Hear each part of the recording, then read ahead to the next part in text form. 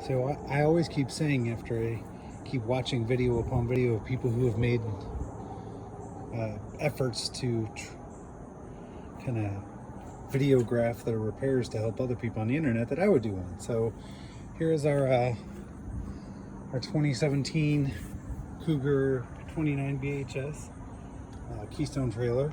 So my problem is this door, the friction hinges have done something odd, almost like they locked up and they've ripped loose. The middle hinge and the upper hinge are both fine, but this one ripped loose. RV dealership said they can't change the hinge, they have to replace the whole door. And I was like, dude, it's like $1,500 I don't choose to spend. So here's the hinges to the inside. Now they're obviously riveted on, as well as screwed. My plan is to go ahead and grind off the rivets, remove the screws. I'm not sure if the rivets can fall in there, but I'll probably just replace them with screws because there's really nothing blocking a screw head from this side. It's not like the rivets have to be there. And I bought this from Lippert.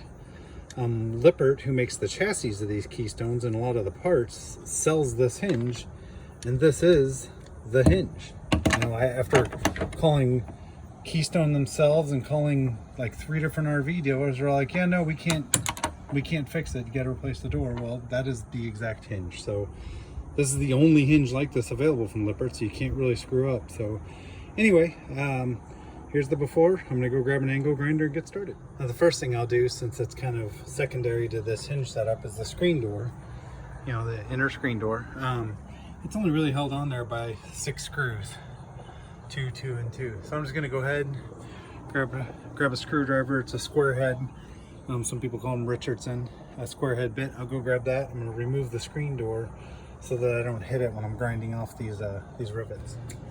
Okay, so now I got my drill ready to go.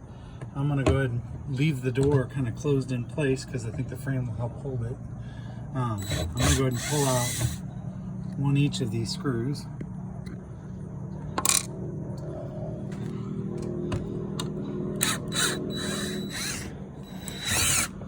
Sorry about my crazy camera work, but I'm kind of by myself here.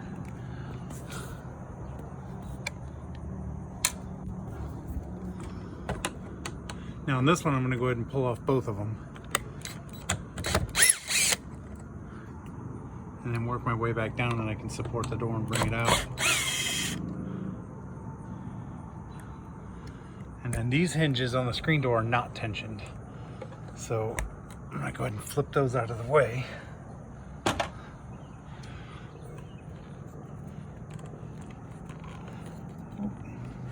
Hang on to the back of the door though, so I may have to wait a second. Okay, let's go ahead and get these other ones off first then.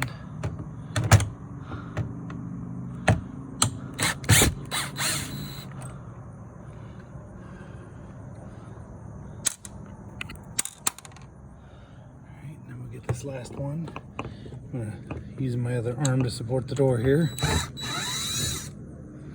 Alright, so now the door's loose. Pull this out. Drop my handle down. Just take that out entirely. And now I should be able to flip these things out of the way. Okay, so I'm gonna go ahead and get set up with my angle grinder now and grind these hinges off. Get this going. All right, so I'm just using a standard old air grinder. As you can see, I pulled out the 3 screws. The nice thing about only having to do one of these hinges is the fact that the other 2 will hold the door while I remove this one. This air grinder spins this way, so it spins counterclockwise if you're looking at it from the face. So what I'm going to do is I'm going to cut from this direction to keep a bunch of crap from getting in the trailer. And it really doesn't matter how bad I chew them up. Then obviously can't reuse them. And then I noticed that the new Lippert hinge only has the screw hole for the 3 screws. It doesn't even have the rivet hole, so we'll really only be reattaching it with the 3 screws. So I'm gonna go ahead and cut these off. Got my safety glasses on, but I don't think I can hold the phone and do this, so you're just gonna have to take my word that I'm gonna grind them off. Be back in a second. All right, so I got the 3 hinges ground off. I'm assuming these are just aluminum or something. They were super easy to grind off. So next thing is I'm gonna pull the 6 screws off the door, and I'll get this hinge swapped out. Should be super easy to screw the new one on, and yeah, $40 from Lippert instead of a $1,500 door. One thing I have noticed is that even though I got all 6 of these hinges loose and there's really nothing holding this hinge on, is it's actually, I don't know whether it's a function of this paint being stuck on here pretty good or whether they might have siliconed it underneath. So what I'm going to do is, real quick, I'm going to take my utility knife, run along the edges here, and try to score any paint or any kind of silicone beads there might be.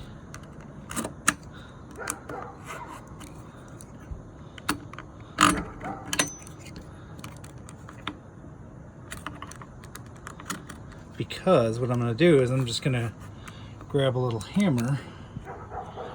Get underneath there with the screen door hinge.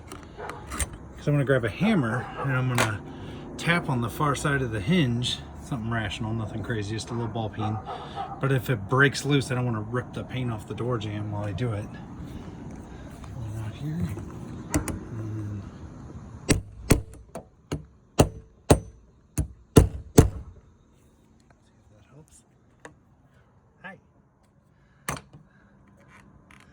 It's still stuck, so I'm gonna go grab a chisel. These are kind of stuck, so I think the rivets are holding them in there, so I'm just gonna take a chisel and just break them loose very gently behind it. You can see how they're pulling away from the surface. Yeah,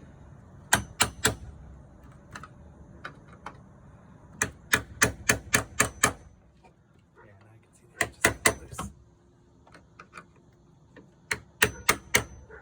Trying to be gentle against my door jamb here.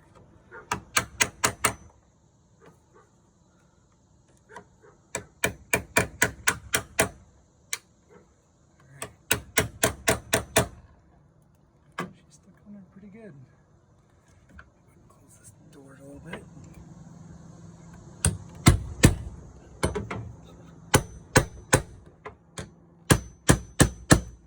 Hang on the hinge from the back side. I think we just about got her loose.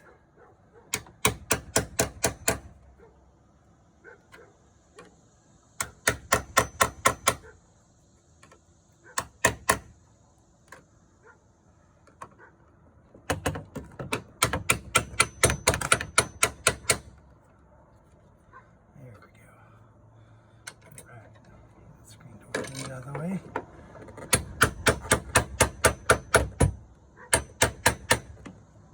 All right. So now, get this over here.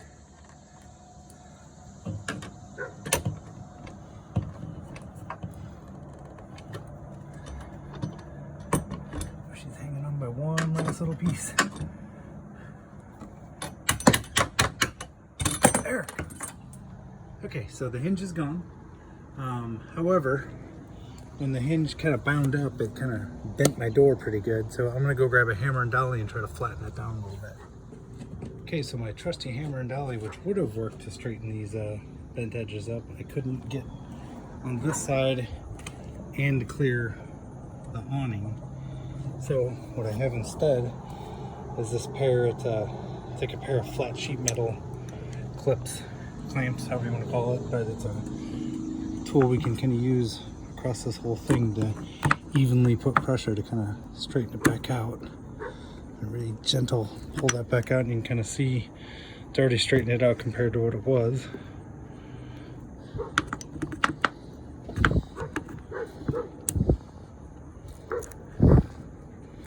Okay, so that one's pretty darn good. This one, just gentle little bends. All right, that's not bad. Could probably work on this a little bit more.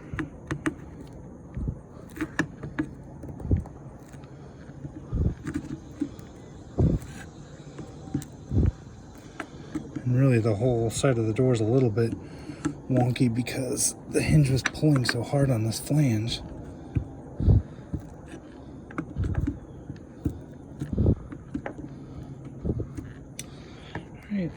not bad. I can live with that.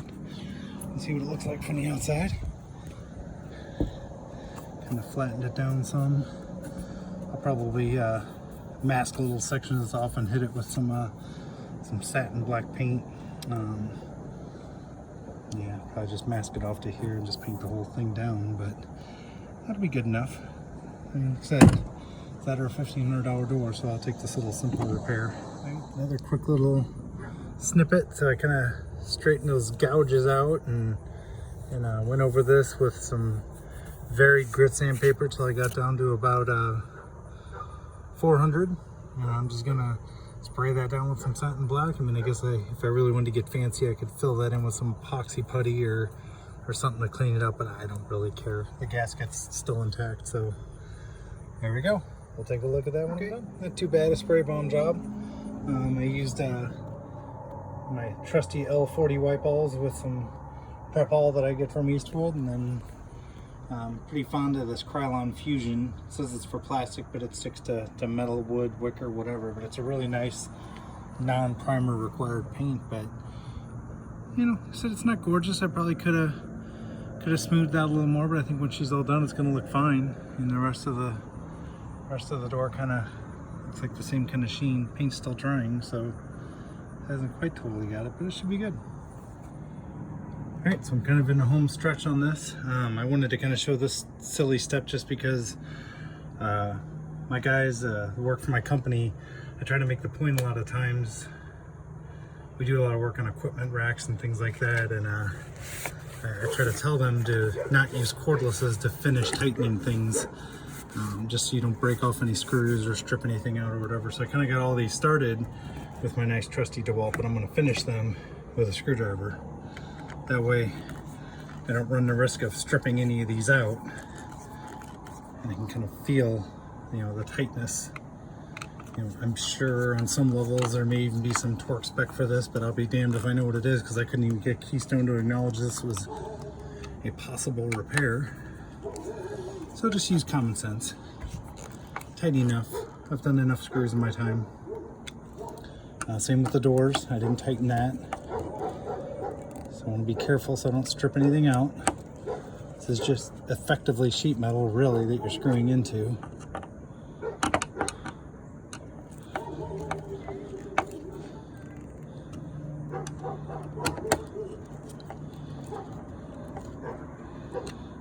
And then after this, I'll go ahead and get my screen door screwed back on, and I pretty well got this repair nailed.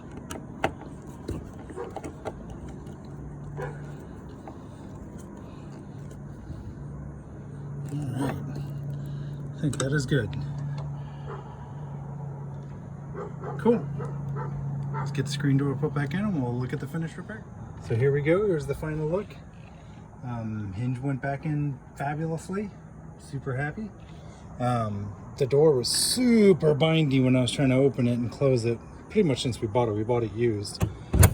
There's my repairs. Stand back.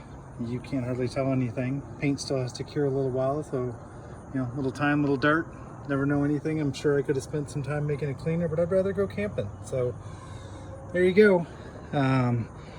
Cougar 29 BHS, Lippert framed RV door hinge repair. $40 plus shipping. A little bit of paint, a little bit of elbow grease. Much better than a $1,500 door. Thanks.